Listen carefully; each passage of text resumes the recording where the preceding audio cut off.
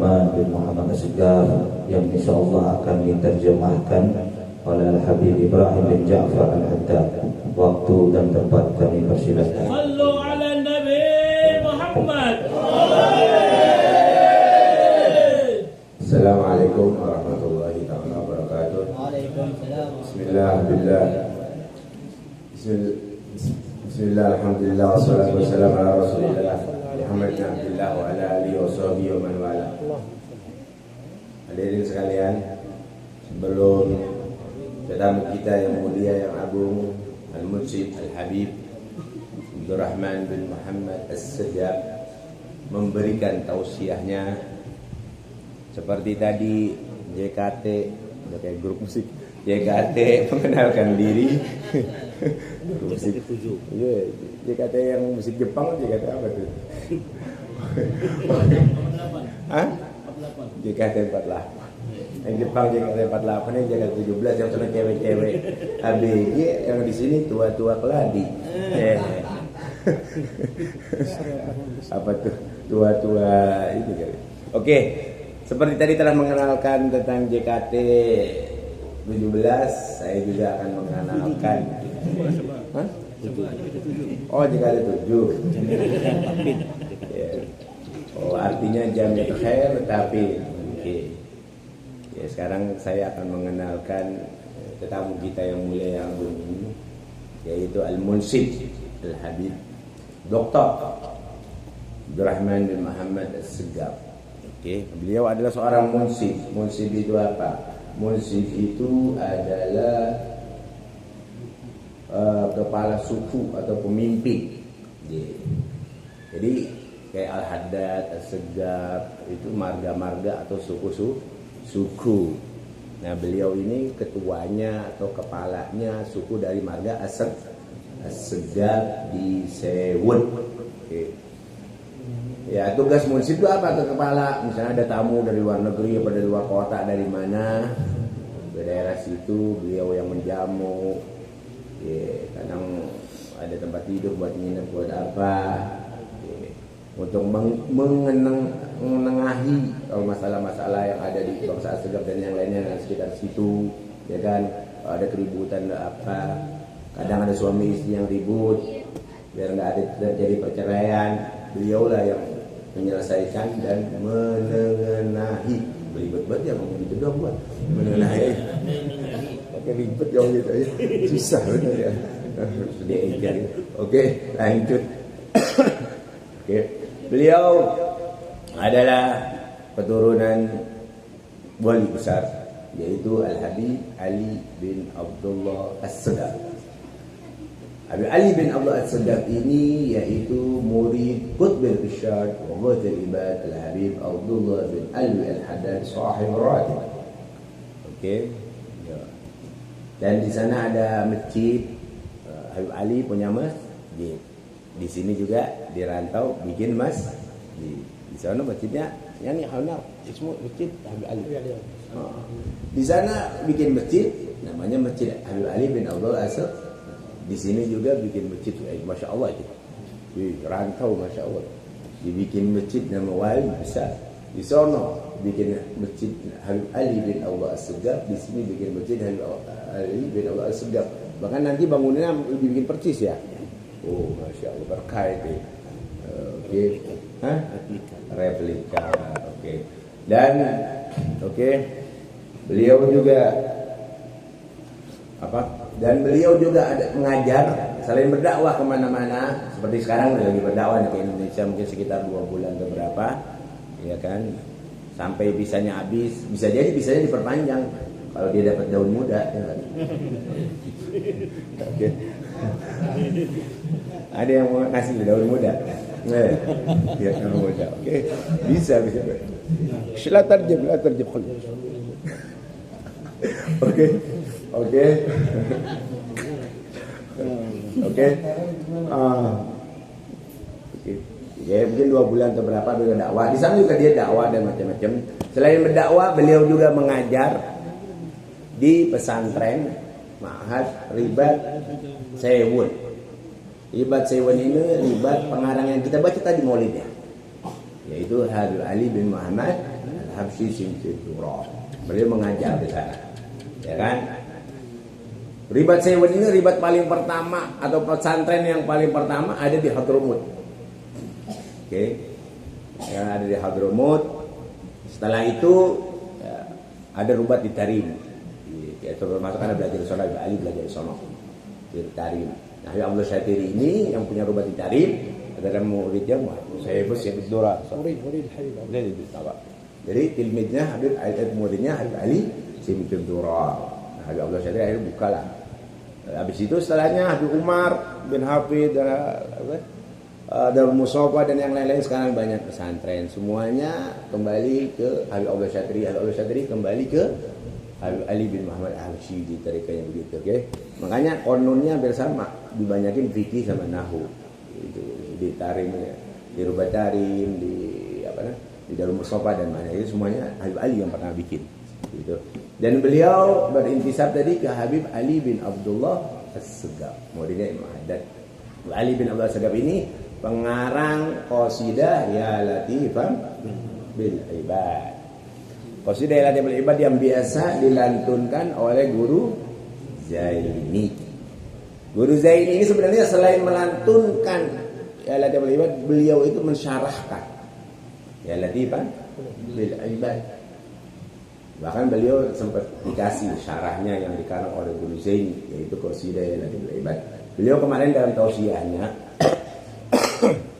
barang siapa yang punya hajat, barang siapa yang punya masalah, sumpah, utang apa ya, jadi hidup lah, ya bisa sering-sering baca qasidah Ya Latifan bil Ibad sehingga Allah kasih jalan keluar, hajatnya dikabulkan, masalahnya diselesaikan oleh Allah Subhanahu wa Ta'ala. Seperti itu. Oke, marilah kita dengarkan tausiah dari beliau, Musid Al-Habib Doktor. Kemana? Oh, betul. Yani hada majlis di kulli Lailatul Arbi'a. Wa ba'din yani syugluhum غير تعليم فقط غير دراسة فقط يعني هو ينظف المساجد رجل قلبه معلق بالمساجد. Kalian laki-laki yang hatinya selalu berhubungan dengan masjid, ya. Yunadhiful masajid terus apa lagi? Makabir. Hah? Makabir itu. Oh, makabir. Terima kasih banyak, semoga Allah membalas kalian dengan kebaikan. Membalas dengan kebaikan yang banyak. Syahir benar. Bismillahirrahmanirrahim. Alhamdulillahirabbil alamin. Wassalatu wassalamu ala sayyidina wa habibina wa syafi'ina Muhammad sallallahu alaihi wa ala alihi wa sahbihi ajma'in. Beliau memulai tausiahnya dengan membaca bismillah, kemudian alhamdulillah, kemudian bersolawat kepada Nabi Muhammad SAW. Nabi Muhammad adalah yang akan memberi syafaat kepada kita nanti di hari kiamat, dan beliau juga bersolawat kepada para sahabat, para keluarga Nabi Muhammad sallallahu alaihi wasallam. الحبايب الأساتذة الكرام الحاضرون جميعا ذكورا وإناث، السلام عليكم ورحمة الله وبركاته. وعليكم السلام ورحمة الله وبركاته. Yang saya hormati para habaib dan para asatidz dan semua yang hadir di sini dari laki-laki dan perempuan, saya ucapkan untuk kalian Assalamualaikum warahmatullahi wabarakatuh. Waalaikumsalam. أنا سعيد معكم في هذه الليلة المباركة، وأن أحضر في هذا المجلس المبارك الذي يعقد أسبوعيا ليلة الأربعاء. Saya sangat senang dengan kalian bahwa kalian mengadakan majlis ini setiap minggu, yaitu setiap malam Rabu. هؤلاء الحاضرون جميعا في هذا المجلس جزاهم الله خير على جهودهم الكبيرة في خدمة المساجد والمقابر والأمور هذه، جزاهم الله ألف خير على هذا. Saya ucapkan kepada kalian atas jasa-jasa kalian yang telah berkhidmah untuk masjid-masjid dan makam-makam. Semoga Allah membalas kalian dengan kebaikan yang sangat banyak. نحن أيضا نخدم المساجد ولكن بطريقة ثانية، إما عن طريق عمارتها أو البناء أو من هذا السعي لها في بعض الأمور الخاصة. أنا من اللي يخدمون المسجد. Iya. Kata beliau, saya juga termasuk orang yang khidmah kepada masjid. Beliau juga, cuman caranya dengan cara yang lain. Caranya itu dengan membangun masjid seperti di Rantau Tapin atau dengan cara-cara yang lain. Beda yang amin, sama-sama istilahnya khidmah ke masjid, ya jadi ini masjid, cuman caranya yang lain. Beliau termasuk khidmah juga ke masjid. خدمة بيوت الله شرف لكل واحد يعمل في هذا المجال. Ya, khidmah untuk rumah-rumah Allah ada itu kemuliaan. Ya, yang akan Allah berikan pahala yang sangat besar. لو لاحظتم في سورة مريم لما تقول الله سبحانه وتعالى قال إني نذرت للرحمن صوما زكريا، فأولا قال نذرت الأمة أبوها ما عندها إلا هدى مريم فقط، نذرت بهذا المسجد. Ya, seperti dikatakan dalam Al-Quran dalam surat Maryam bahwa Sayyidah Maryam bernadar untuk tidak berbicara dengan orang dan macam-macam. Tapi sebelumnya beliau itu nadar tentang masjid-masjid, dengan masjid. وسيدنا زكريا أيضا وهو نبي دائما موجود في المسجد. Dan Sayyidina Zakaria juga dari itu Nabi, dan dia itu bangun-bangun masjid. وأيضا الرسول عليه أفضل السلام والصلاة والتسليم قال في حديث النبوي من ضمن السبعة الذين يظلهم الله تحت ظله يوم لا ظل إلا ظله. Dan dikatakan oleh Nabi SAW bahwa ada 7 golongan yang nanti di hari kiamat Allah naungi. Jadi hari kiamat ini hari yang sangat dahsyat, sumpah dan macam-macam. Tadi ada beberapa 7 golongan. Ini nanti di hari kiamat enak-enakan Allah naungi dengan naungan yang khusus. 7 golongan. قال الله سبحانه وتعالى رسول الله صلى الله عليه وسلم قال رجل قلبه معلق بالمساجد. Salah satu dari 7 golongan itu yang nanti di hari kiamat orang-orang sumpah-sumpah kan gak enak sengsara. Jadi dinaungi oleh Allah Subhanahu wa taala, yaitu seorang laki-laki yang hatinya selalu bergantung kepada masjid. كم من الحسنات سيحصلون عليها هؤلاء. Berapa banyak pahala yang akan Allah berikan kepada kalian sudah. الحمد لله ربي وفقكم لهذا العمل، اختاركم من بين الناس الآخرين. Nah, alhamdulillah sudah. Ini semua karunia Allah sehingga kalian itu Allah gerakkan, ya kan? Ini semua karunia dari Allah sehingga kalian dikasih kesempatan seperti ini, khidmah kepada masjid. Gak semua orang dikasih seperti ini karena pahalanya sangat besar. أنا قرأت واقعة هذا طبعا في من خلال ما أسمع إن رجل يأتي من الهند مليونير كل سنة يأتي إلى المسجد الحرام ويخدم في المسجد الحرام 6 شهور يتفرغ له. Jadi ada seseorang laki-laki datang dari India. Itu miliun? Iya. مليونير مع ملايين. Jutaan miliar ya, jutaan mil ya. Dia datang ke Mekah itu buat apa? Buat 6 bulan dia khidmah ke masjid, bersih-bersih dan macam-macam. Almuhim membantu mantu di masjid. لوجه الله الكريم. Hanya karena ingin mendapatkan pahala dari Allah Subhanahu wa taala. لم يكتشف سره إلا بعد أن أعطاه أحد الرجال أعطاه مبلغ ظنوا من الناس الفقراء المحتاج أعطاه مبلغ كم ريالات سعودية يعني عشان تصدق من عنده. قالوا يا هذا أنا مليونير أنا آتي إلى هنا فقط لخدمة بيت الله فقط. يعني رجل يعني أعطاه صدقة. من يعطي؟ ظنوا بأنه فقير يعني. Jadi ya sebenarnya dia bukan orang miskin, dia datang ke sini orang ngasih duit. Ya, orang bersih-bersih nih. Kalau orang bersih-bersih saya miskin kan, ya kan? Jadi orang ngasih duit ke dia. Dia bilang saya bukan orang miskin, saya datang ke sini bukan nyari duit buat apa. Jadi saya datang ke Mekah ini buat apa? Buat khidmah ke masjid. Jadi, orang yang kaya kan nggak kayak orang nggak punya bersih-bersih itu apa. Padahal dia bukan orang nggak punya. Jadi datang ke situ bukan karena pengen uang, tapi karena pengen dapat pahala yang besar, yaitu khidmah ke masjid.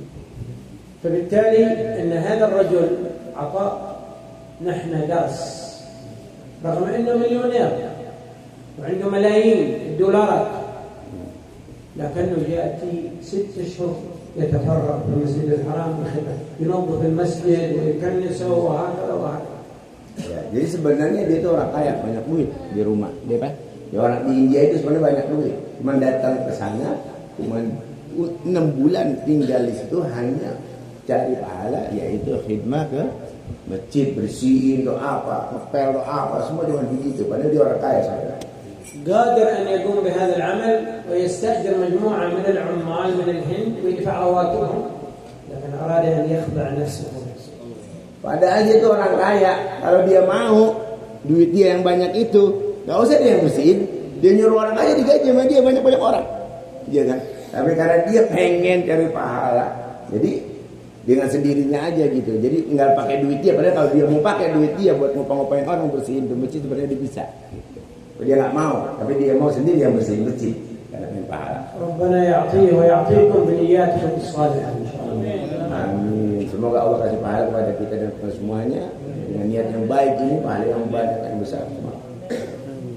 Amin. نحن جئنا تشريفا وتقديرا لكم ولدوركم أن تقومون به، تقديرا لهذا الدور الكبير، العمل الكبير هذا. Kami datang ke sini ya karena mungkin ya, Allah menginginkan kalian ya seperti perkumpulan-perkumpulan ini, yaitu membersihkan masjid dan macam-macam. وأيضا صاحب البيت جزاه الله خير على استضافتنا في هذه الأمسية المباركة، وهي مباركة كونها جاءت في شهر محمد وقراءة مولد محمد والصلاة على النبي محمد صلى الله عليه وسلم. Dan beliau juga mengucapkan terima kasih banyak kepada Sahibul Bait yang telah mengundang kami dalam acara di bulan yang mulia ini, dan dibacakan di sini salawat, maulid, sirah Nabi Muhammad sallallahu alaihi wasallam. وجزاه الله خير أخينا عبد الله على أن يأتي بنا إلى هذا المكان. يهمنا هذا المكان، ما يهمنا أي مكان. هذا المكان هو يستحق التقدير، هؤلاء الرجال يستحقون التقدير والشكر مني أولا ومن الله إن شاء الله مستقبلا. Dan juga terima kasih ke Habib Abdullah Al-Habsyi yang telah menginikan di tempat di sini. Dan ini adalah takdir dari Allah, dan kita harus bersyukur kepada Allah SWT sehingga kita bisa berkumpul di sini semua dalam acara Maulid Nabi Muhammad SAW. أنا إن شاء الله بكون فرحان بهذا المجلس. فرحان بهذا المجلس. Ya, dan saya sangat gembira dengan kita berkumpul di sini di majlis ini. وأدعو لكم إن شاء الله بالصحة والعافية والتوفيق وكل الحاضرين. Dan saya doakan kepada kalian biar selalu sehat, selalu afiat, selalu dapat taufik, selalu dapat taufik selalu. إن شاء الله. إن شاء الله. التوفيق والخير والعافية إن شاء الله لكم. جزاكم الله خير. حقيقة الأمر المهم جدا، نريد أن نتذاكر في بعض الأمور المفيدة. نريد نتكلم في بعض النصائح المفيدة. Iya, dan ini. Yani saya pengen memberi nasihat sedikit, nasihat kepada kalian semua. أولا نريدكم أن تستفيدوا من عملكم هذا داخل المسجد. إذا دخلتم المسجد قولوا نذرت الاعتكاف، نويت الاعتكاف لله تعالى، نذرت الاعتكاف في هذا المسجد ما دمت فيه. Oke, jadi saya akan memberi 2 faedah. Yang pertama, yang berhubungan dengan masjid. Faedah yang pertama yaitu apabila kalian masuk masjid, kalian naik iktikaf. Kalau pengen pahalanya lebih besar lagi, diniatkan nadar. Nadartul i'tikaf في هذا المسجد المبارك ما دمت فيه لله تعالى. هذه ستعطيكم درجات كبيرة. Ini kalau ente masuk masjid diniatin etikaf, apalagi kalau niatnya pakai nadar jadi wajib, karena pahalanya lebih besar kalau wajib daripada sunnah. Kalau nggak nadar ya sunnah, kalau wajib ini nadar jadi wajib. Itu kalian tuh dapat derajat-derajat yang tinggi, pahala yang besar, derajat-derajat yang tinggi. حتى وأنت تنظف تعتبر في عبادة. Hatta لو ينظف فهو بعبادة يعتبر. ya walaupun ini nggak apa-apa itu tetap dihitung ibadah. Gitu. كأنك تصلي، كأنك تركع، كأنك هذه نفس الحق ونفس الواجب ونفس الفرض تحصلها. Ya, seperti kalian itu seperti sholat, seperti sholat sunnah, seperti baca Quran dan macam-macam. بس لا تنسوها النية، لا تنسونها. أولا تقول ماذا؟ نويت الاعتكاف في هذا المسجد المبارك، نذرت الاعتكاف ما دمت فيه. Jadi jangan sampai lupa. يجي له بالشهر انك خرجت جلس نص ساعة وخلصت كل شيء يعتبر خلاص انتهى. لما تقول نذر طويل معنى خلاص يلزمك انك تنوي في المسجد. Jadi jangan sampai lupa. بعطيكم اياها يا عبد الله ان شاء الله. Jangan sampai lupa. Jadi kalau mau masuk masjid, jangan sampai lupa kalau masuk masjid. Ya tadi ayat yang tadi, ini nawaitul i'tikaf fi hadzal masjid wa nadartu kada. نذرته لله تعالى ما دمت فيه. Nawaitul i'tikaf fi hadzal masjid wa nadartu lillahi ta'ala ma dumtu fihi. هذا حتى أي شخص يدخل المسجد ولو حتى 5 دقائق ولو دقيقتين ولو أي حاجة يحصل أجر كبير. Walaupun ente di masjid cuma 5 menit, 2 menit dong sebentar, tapi kalau ente niatnya yang tadi itu dapat pahala yang gede, dapat pahala wajib. Walaupun enggak sholat enggak apa sebentar doang. Terus niat itu pahala yang gede banget gitu. هذا يعتبر من الأمر العظيم وجزاكم الله خير وبارك الله فيكم. أيضا نريد أن نتوجه للجانب الاجتماعي للمجتمع. يعني مجتمع طبعا نحن نعتبر كلنا أهل وكلنا أخوان وكلنا أصحاب وأصدقاء وهكذا. إذا لازم أن نحسن علاقاتنا بعضنا بعض. نحسن إيه؟ علاقاتنا. Oh, kata. الصداقة بيننا والعلاقات. Nah, jadi kita ini semua saudara, ya kan? Bukan orang lain saudara ini. Jadi kita ini harus saling membantu, saling membantu. Kalau ada yang kesusahan, apa sedekah atau apa dan macam-macam itu saudara. Selain mengurusin masjid, jadi kita ini satu sama lain harus saling membantu. Karena kita semuanya saling saudara.